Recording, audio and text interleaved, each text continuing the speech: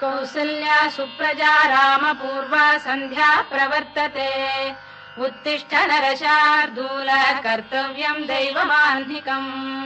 कौसल्या सुप्रजा रामपूर्वा सन्ध्या प्रवर्तते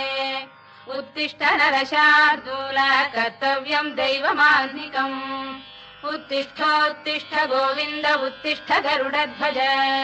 उत्तिष्ठ कमलाकान्ता त्रैलोक्यम् मङ्गलम् कुरु उत्तिष्ठोत्तिष्ठ गोविन्द उत्तिष्ठ गरुडध्वज